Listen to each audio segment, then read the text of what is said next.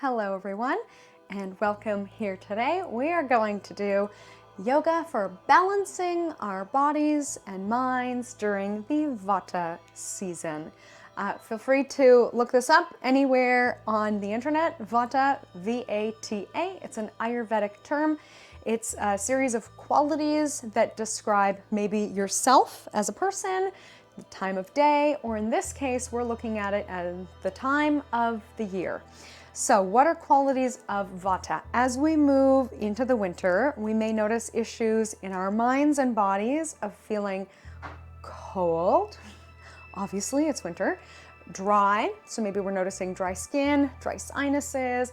This is only worse if you live in a home, obviously, with forced air heating. That warm, dry air coming through the house all day and all night can stuff up our sinuses.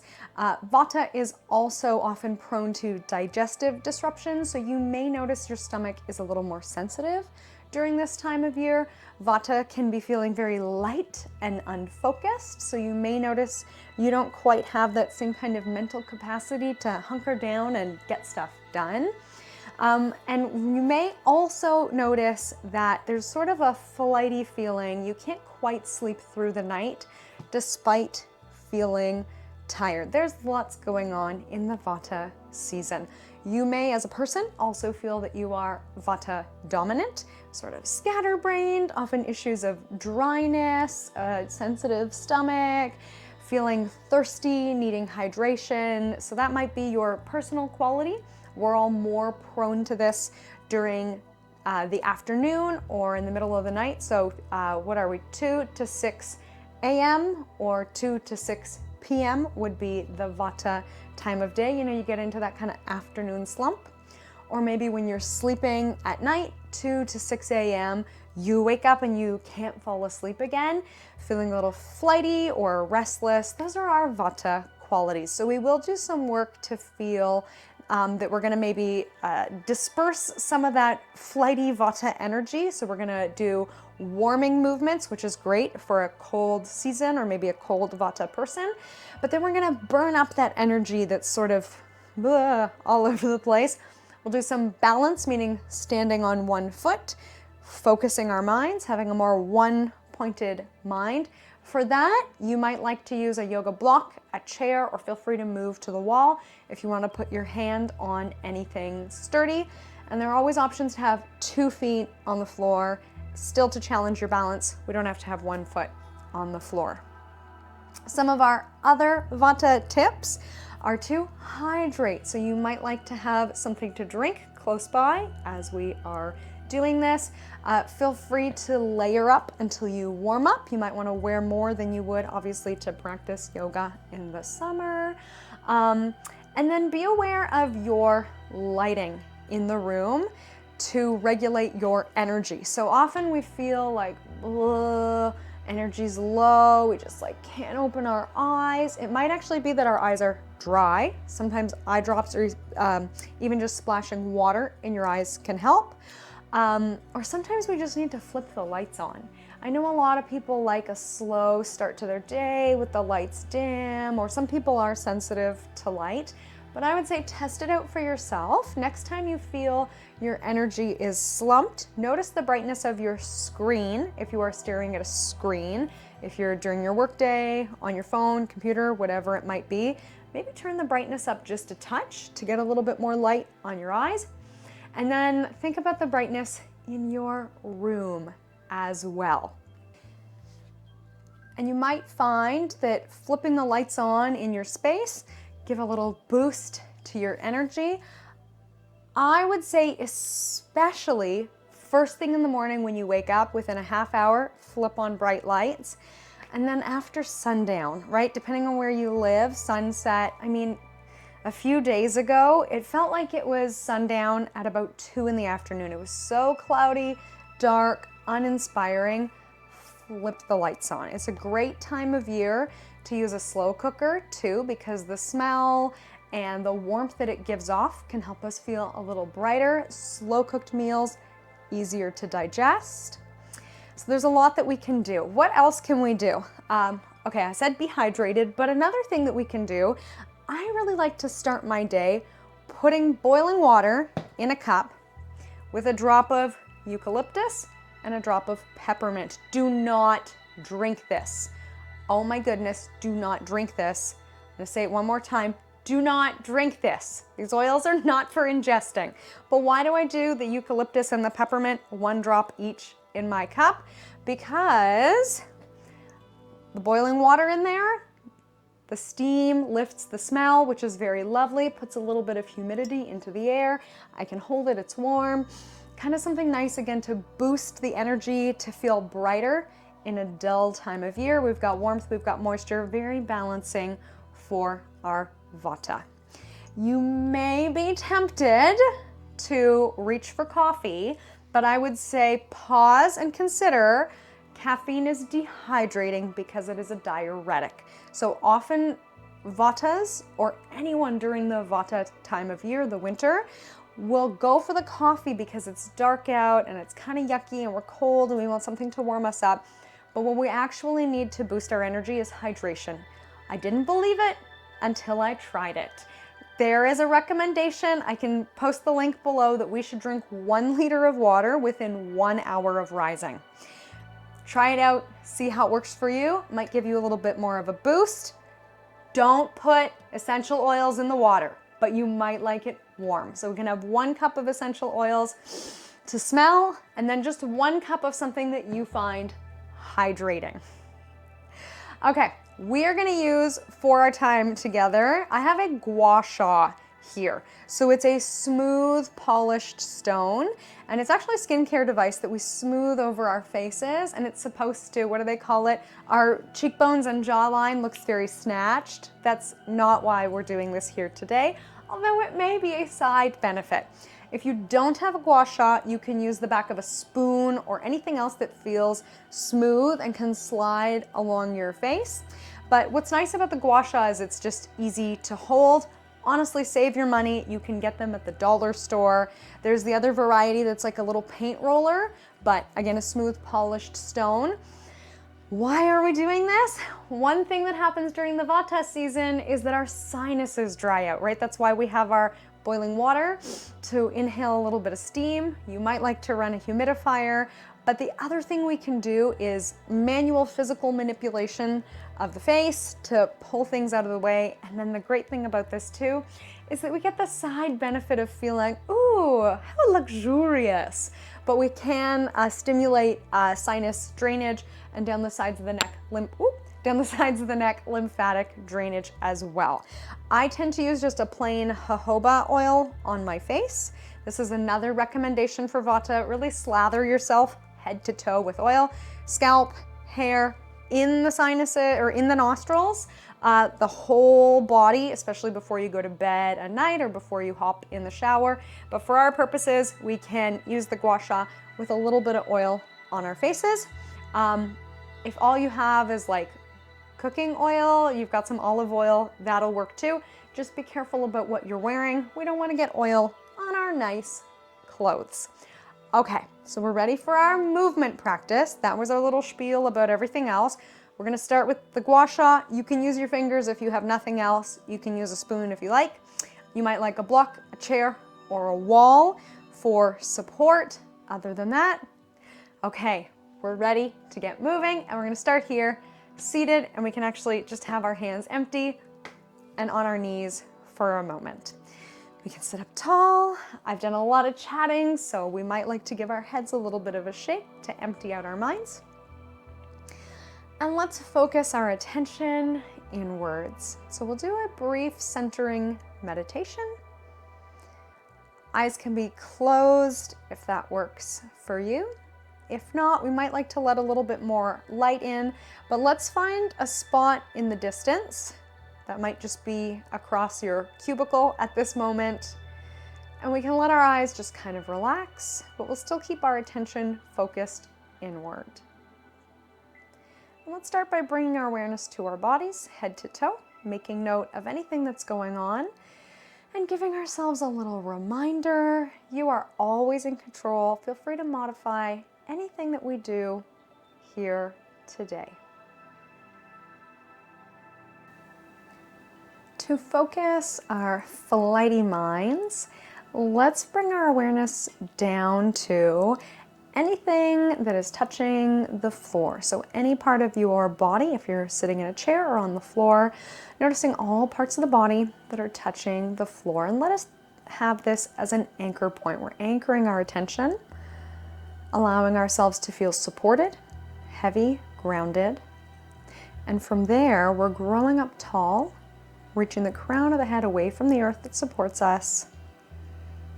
And let's be aware of our internal support as well. So our core center is holding us tall, so that even if you are sitting against a seat rest, we have this tallness and strength from within. Let's practice our 3-part breath here. With our inhale, we're noticing that our lungs expand deep down, feeling movements of belly and the sides of the waist.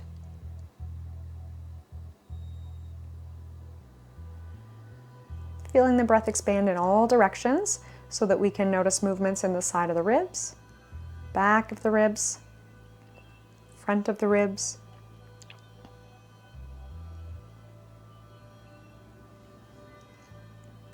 Noticing movement all the way up to the collarbones. And we may even be aware of subtle movements of the shoulders, but we want to avoid a sort of heaving movement of the chest and shoulders up and down. Let's allow the breath to stretch down and out, and have a more subtle upward movement.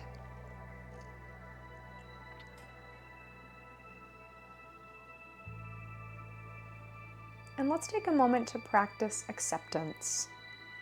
So there's a saying, what you resist persists. Because if we fight against something, we're still keeping our awareness on that thing. We are practicing resistance, allowing that feeling to grow stronger.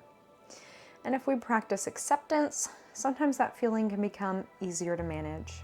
So noticing any resistance you have had to the coming of the winter season. Maybe saying to ourselves or our friends, oh, it's so cold, I don't want to go out, it's awful. Thinking, oh, I don't think I can make it through another winter. I wish it were sunny out. Any of these thoughts of no, a lack of acceptance, just noticing them.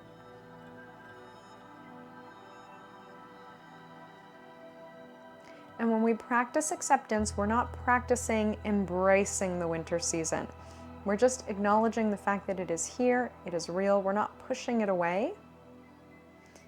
You can't push the winter away any more than you can do things like hold a wave upon the sand, magically turn night into day. So let's just say to ourselves, I am accepting the fact that winter is here.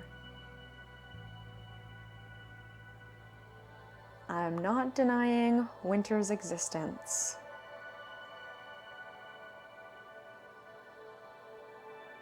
Instead of spending my energy on fighting winter, I'm going to spend it on caring for myself.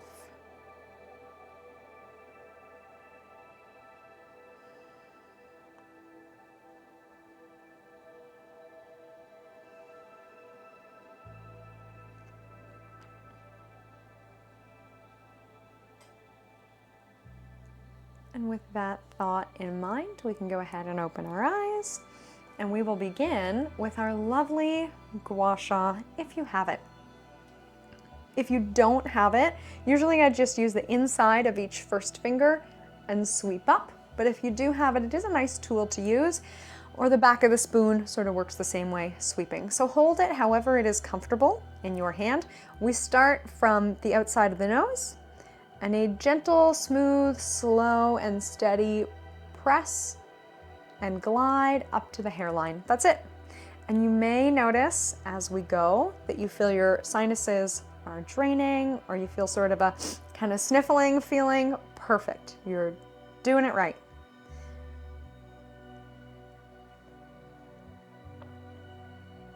And we can go further down into the cheek, getting it right up to the bottom of the ear. Is that the base of the ear? Does an ear have a base? And you might also like to pull down along the side of the neck. So if you don't have a gua sha, and here I feel like it's sort of like a paint scraper, kind of nice pulling down. We can even pause at the bottom, but if we don't have it, I actually generally do it with the opposite hand instead, pulling down, maybe one hand over the other, hand over hand, one at a time, or both together. So we can still do it without our lovely little tool, and it just takes a minute. Pulling up to the hairline, drawing down the neck.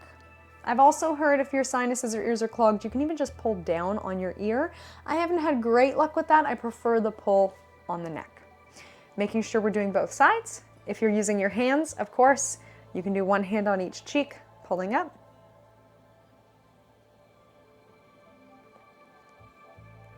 So smooth, firm pressure. And we're actually drawing in the qualities of kapha here.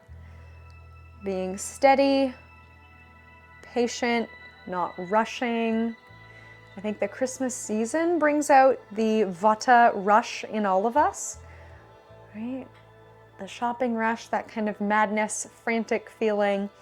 And even these little practices like slow and steady wins the race with our gua sha works as a great, what's the word I'm looking for? Antidote for that rush of the season. Making sure we do the other side of the neck, pulling down like a gentle paint scraper, or again, maybe we want to do opposite hand coming across. We could do both hands pulling down or hand over hand, one hand at a time, whatever feels good for you. So generally the recommendation for this is first thing when you wake up. It can help clear the sinuses first thing in the morning. It works better if your home is not too dry, because then things can drain out. So yes, we love our humidifier overnight. But really do it whenever you can, whenever it works for you, however it makes sense. Could you do it, I don't know, maybe you want to do it on your lunch break? Cool. Before bed? Fantastic. However it works for you, you can't go wrong. All right, we'll call that a day with this. We'll put our gua sha aside. We might have some lingering oil on our hands or something that we would just sort of like to rub in. Perfect. And let's keep rubbing those hands, bringing in our pitta quality of fire. Starting a fire between our palms, getting some heat going here.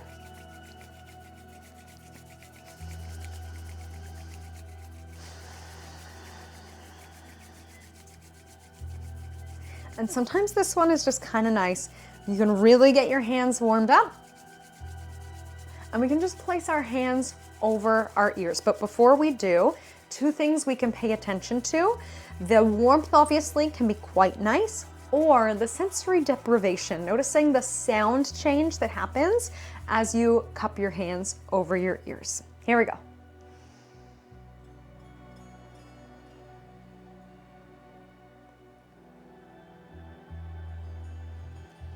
And we can hold here for about 30 seconds, looking kind of funny, but that's okay.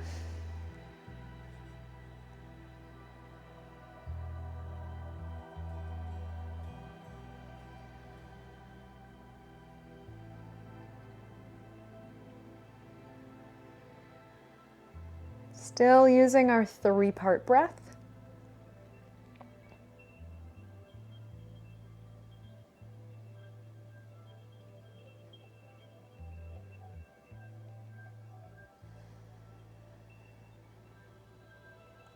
And then let's go ahead and release our hands. And we will come to standing. For today, we won't use any special kind of ceremony to come to standing. We can sit to one hip, bring our legs in behind. Might take us a moment to get there if we're feeling stiff, which again is another kind of Vata feeling. But then when you are ready, let's come all the way up to standing. And we'll take our feet wide. So kind of like a Tai Chi stance. I'm probably a little wider than most. Old habits die hard. I tend to do a lot of wide movements. And for you, if you tend to be a very tight person, it might feel quite wide even just to step your feet a little bit away from hip width apart. But if we are thinking dryness in our bodies, one thing that's very hydrating is round circular movements. So let's take our hands to our hips, and like we have a hula hoop, go ahead and circle it out. Front, side, and back. Noticing whatever kind of range of motion you have. Might feel that our bodies are sort of circling like a top. Great. Go ahead and notice whichever direction you're going. And we'll go the other direction.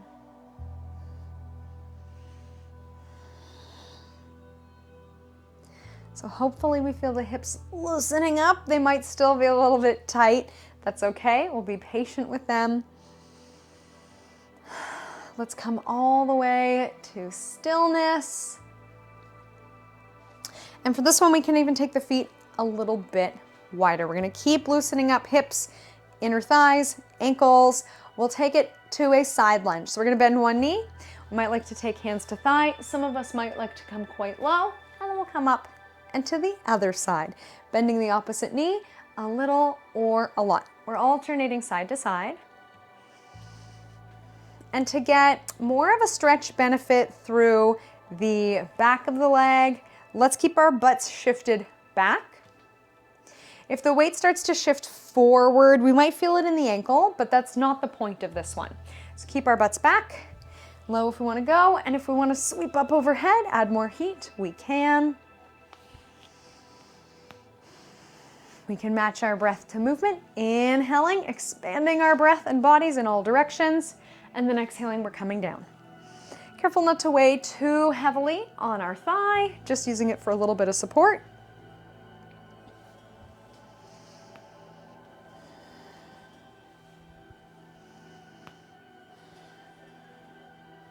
And we won't do too much of a warm up here because we don't want to deplete ourselves in the Vata season. That's one of the key words of Vata. Vatas often wake up feeling depleted, or during the Vata season, you may wake up feeling depleted. We'll give it one more here. Coming back to standing, and let's go ahead and take the feet together. If you want to go like me, we'll step to the top of our mats and take a step backwards to stretch our calves now. So I said that last pose, we're not aiming towards stretching our calves. In this pose, we will. We'll do one at a time. So we have one foot forward and bent, one leg back, and the leg is straight. And we're pressing the back heel down, and we might get more out of it by reaching our bodies forward, and we can make it more of a challenge, maybe more sensation, by reaching the arms forward as well. So we could be kind of hanging limply and we probably won't feel anything, or really extending, like we're flying forward through space and reaching that leg back. So I like to throw this in at this time of year because maybe we're wearing heavy, stiff boots, and we should always stretch out our ankles and calves to maintain a range of motion. We'll come back to a more neutral standing posture. Let's lift the back heel to stretch our toes. And you may even like to lower and lift here.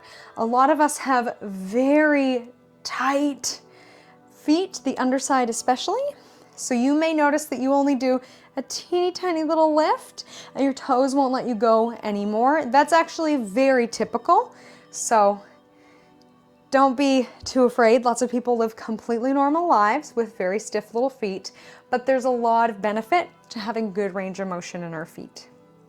Okay, our last option here, we'll put our body weight on this front leg and we're gonna flip the foot in the back leg so that we're stretching the top side of the foot. So if you have a lot of flexibility, you can bring the foot all the way in or maybe more of the way in, and some of us will even be able to, like a ballerina, really, I don't know, it's like the foot is making a fist.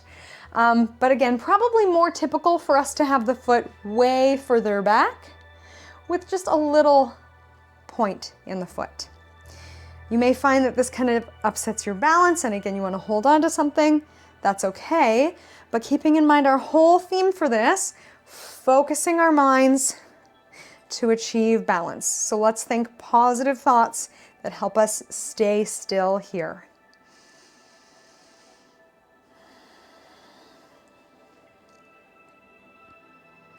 All right, we'll step forward.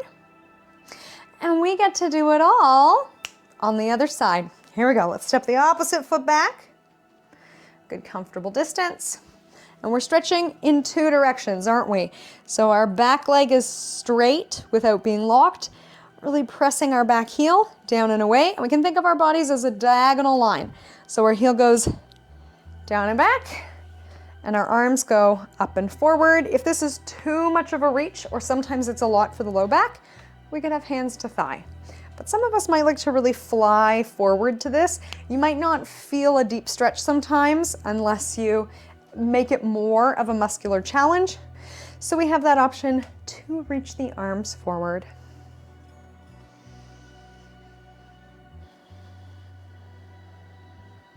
Keep pressing that heel back, back, back, back. And then we'll bring our torso to a neutral posture. And let's stretch the underside of the foot. So yes, some of us might do a ton of barefoot lunges for whatever reason, and you might have a great range of motion in the underside of the foot. Or some of us, maybe we want to flow through and ease ourselves into that range of motion in the foot. And you may even find, so lots of us are really locked up in our hips, so that as you stepped back, your foot wasn't even straight, it was out to the side. You may find it's quite difficult to turn your foot all the way forward, and in order to do that, you have the feet much closer together. We could use that as well. Sorry, that pointer comes a little bit late, but better late than never. We can step the feet closer if we want to.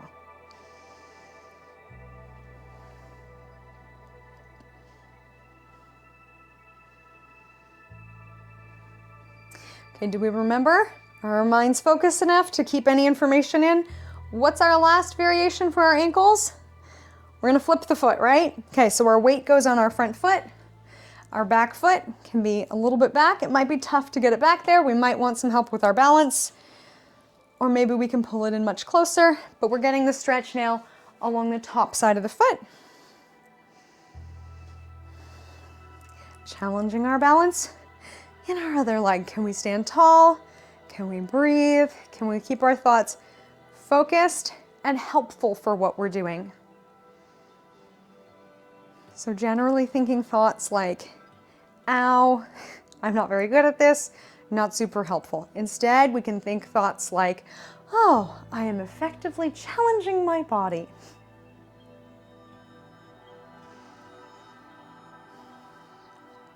Okay, let's release that.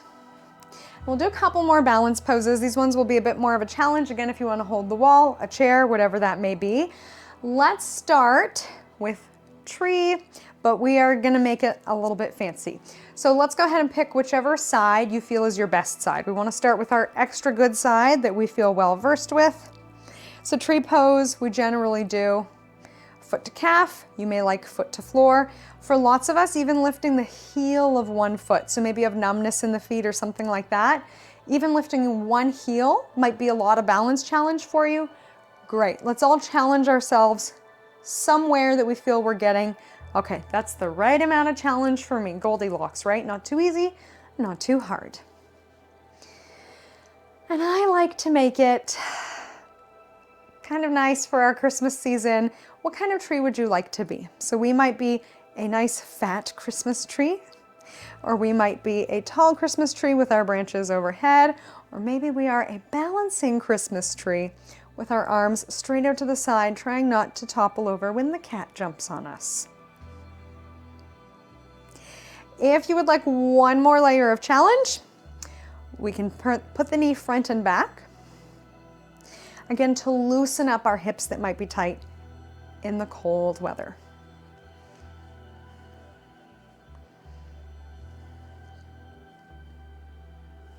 We'll make sure we're breathing.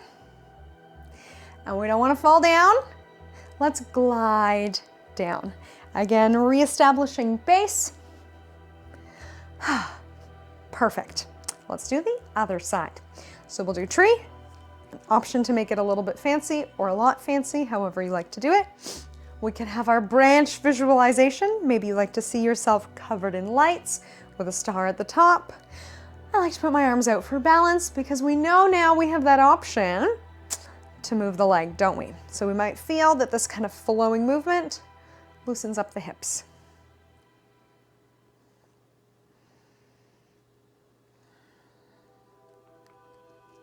And it's interesting information too. So lots of us that are really tight in the back of the hip, that tension might pull you quite open, and that's an easier way for you to move back. But lots of us have restriction in the front of the hip, so you might find it tougher to bring the knee forward or tougher to bring the knee up. And it's just information about our hips.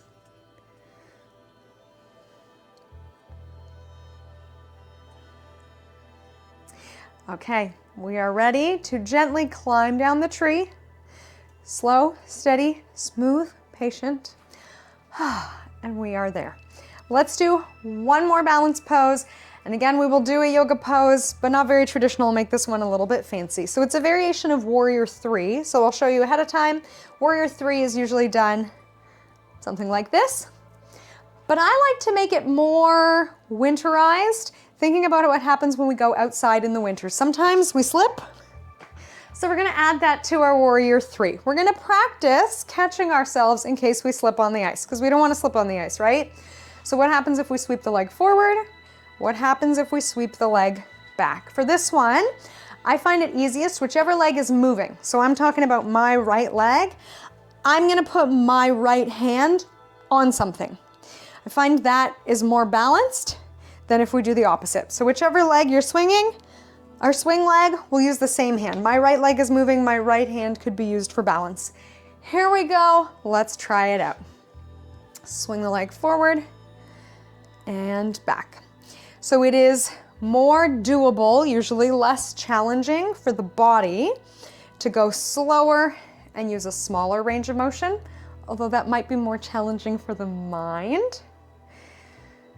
And then more challenging for the body, okay, to do a bigger range of motion, but bigger isn't always better. So let's find again that appropriate level of challenge. Some of us might like to move our arms as well as our legs, kind of a sportier variation. But whatever you're doing, let's find a way to feel successful. Let's do it successfully a couple times. And then when you are ready, let's come back to standing and reset. So I always like to give us that option to find success and then stop. If you fall out of it, try again, find success, and then reset. All right, I'll switch sides. So I'm gonna be doing again my left leg, which means my left hand might be holding onto something for support. Here we go. We're starting fresh, reaching forward, reaching back. Noticing how our bodies respond to this movement. And is that the same or different than how our minds respond to this movement? Are we moving big? Are we moving slow? Maybe small, maybe fast. Might like to take the hands away, move the arms in a way that feels natural. If at any point we need to reset ourselves, feel free to do so. Not resisting what's happening, accepting it, acknowledging it, bringing our awareness to it, and then finding something we can do in our current situation. Find that moment of success, and then we are ready to release. Great. All right, let's bring it down to the mat. We can come through a forward fold here. So if we're standing at the top of our mats, we can inhale, take a big reach overhead, and then exhale, coming into our forward fold. Maybe we're giving our heads a little shake, emptying our minds out once more. Option for downward dog or child's pose. So if we're in down dog, we get another calf stretch. And if we're in child's, we have a different angle to our overhead reach, which is great. Sometimes we lose our overhead reach at this time of year. Our shoulders get really cold and stiff, and it's tougher to reach overhead, so we get the benefit from that here in child's.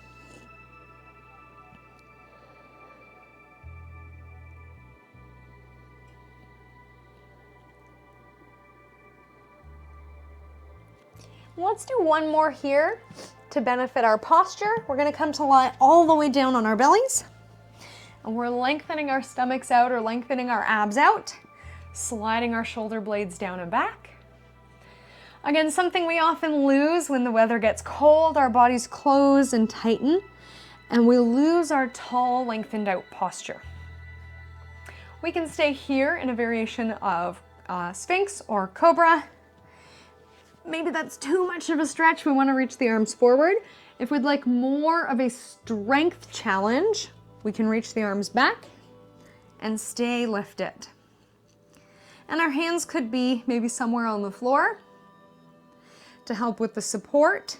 But again, if we're thinking that winter closes us in, we want to gain balance by reaching back and opening up. And I don't really have the space necessarily, but you could be out to a T as well. Good benefits there. Or even with our fingertips behind the ears. Lots of work for our back muscles here. It is not for everyone, but it may be for you. Let's reset. We'll come out of this. Maybe down dog or child's.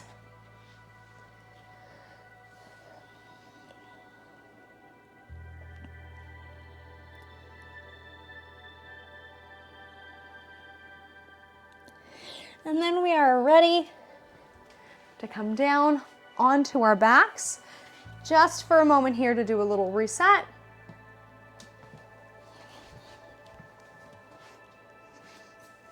And it is possible to do this one seated in a chair. If you would prefer to not join us here on the floor, that is up to you. But let's work in a more subtle movement. We could start with hands to belly, bringing our awareness to our breath. And as we breathe, we should feel our hands rise and fall. We're not pushing our stomachs up, but as a natural response to breath, we will feel that movement. We can take our hands to the side of the waist and the side of the ribs as well to feel the movement there.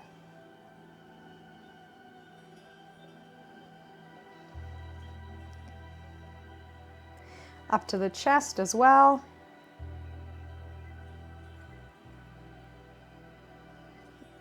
And then we can let our hands stay wherever it's comfortable.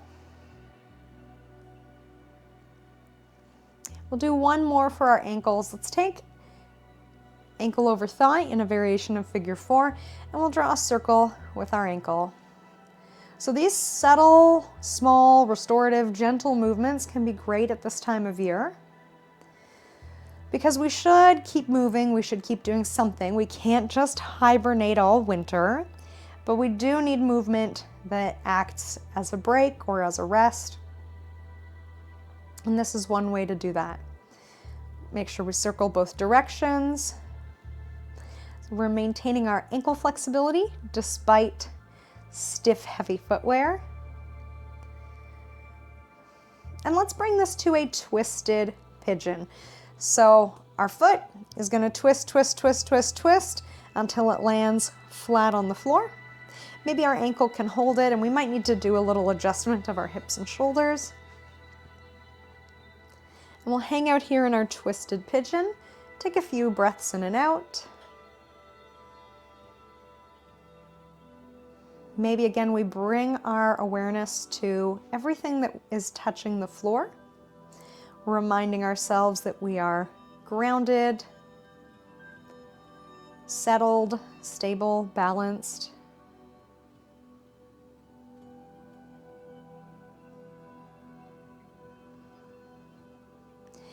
And we'll take it to the other side. Ankle over thigh. Let's circle one direction and then the other.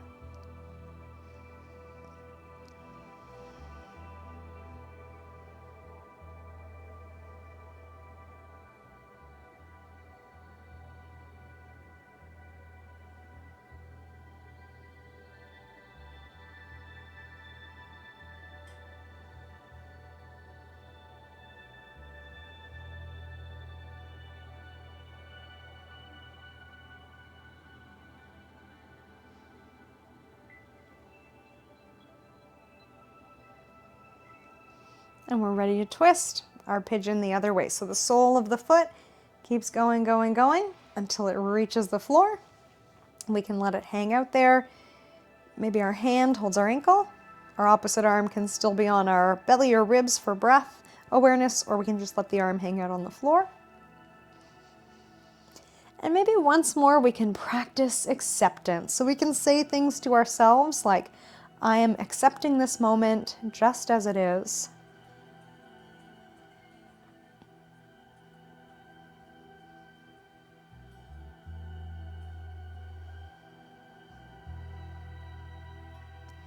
And you may have some emotion or feeling that you're aware of, and you can say to yourself, I am aware that I feel blank, whatever it is.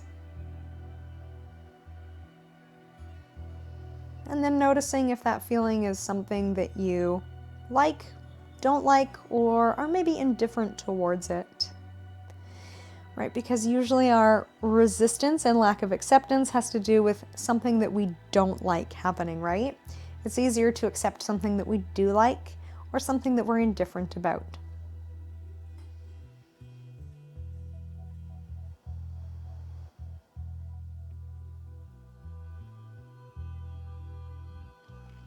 Let's come back through center. We can stay in our resting pose.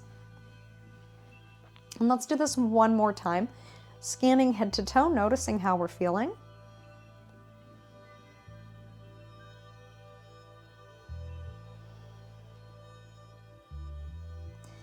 Saying to ourselves, I am accepting that I feel whatever it is you feel.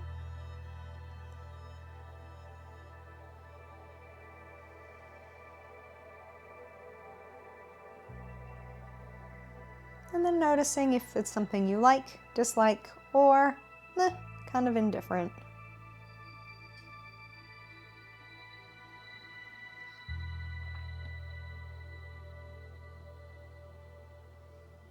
And let's finish with our 3-part breath. Allowing our inhale to be deep and full, feeling movements first in the belly, sides of the waist, movements in the ribs, front, side, and back. Maybe subtle movements of the collarbones and the shoulders.